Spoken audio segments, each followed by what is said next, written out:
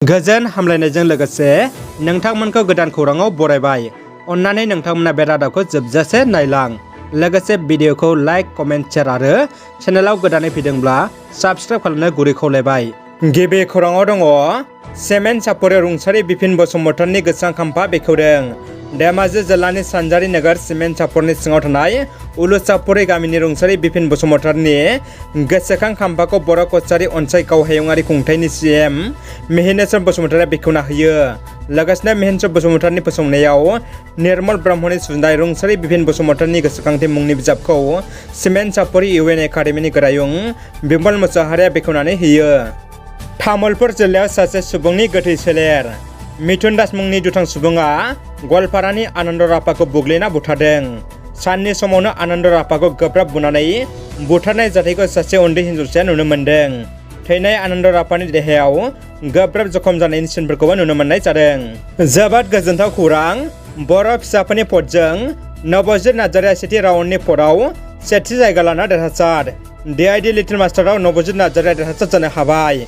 रायजो राजाफोरनि पद होनायजों नबजित नार्जारि देरहानो हाबाय। उननि समाव आरोबाव सुनिबार, रबिबार आरो समबाराव पद जागोन। बयबो पद होनो थियारि जादों। दानिया फैदो गुबुन मोनसे खौराङाव। दुखुआव खौरां लाहैदों मन्टु बर'आ। थांनाय हराव हाग्रानि मैदेरजों गाग्लोबजानाय 5 नं दिहिरा बालाबारि गामिनि महेश्वर दैमारिनि दुखुथिया नखराव 22 नं ककलाबारि बियाब उफ्रा बिसायख'थि UPPL BJP GSP जुथाइ हान्जानि बिजाथि मानाव गेदेर मन्टु बर' बिथाङा खौरां लाफैयो। दुखुथिया नखरनो मैदेरा सिफायनाय न'खौ फाहामफिननायनि थाखाय अनसुंथाइ होयो। रादाब नायगिरि मेट्रिक आरो HS आनजाद होनाय अनजालु फरायसाफ्रा आनजादनि फिथाइखौ माब्ला होगोन होनना सोंहरदों। दासिम रोखा अक्ट'खौ फोसावाखै। थेवबो सुलुंनि बायदिब्ला देग्लायनि HSLC एबा मेट्रिक आनजादनि फिथाइखौ जुन दाननि 5 अक्ट'नि गेजेरावनो मोननायनि लामायाव आरो HS एबा गोजौसिन फरायसालिनि जोबथा आनजादनि फिथाइखौ 20 जुन दाननि गेजेराव फोसावनायनि लामायाव होनना खौरां मोन्दों।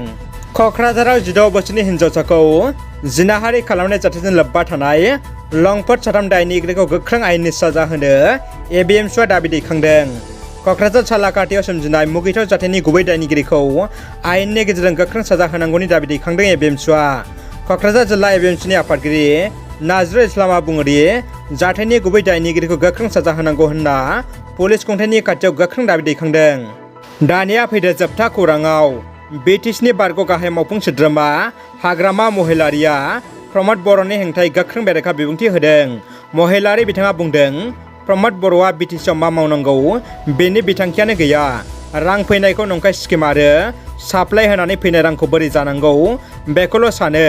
ककलाबारनि खायसे गामियाव आं हाबदों। प्रमद बर'आ जेबो मावाखै। मोन 10ल' नङा, मोन 40 बिफानखौ दा डिसिआ नायो। डिसिआ नायनाय मानि गोहोखौ दिसपुराव हरबाय। BTSआव जेबो गोहो गैला। साख्रि होनायाथ' गोजाननि बाथ्रा।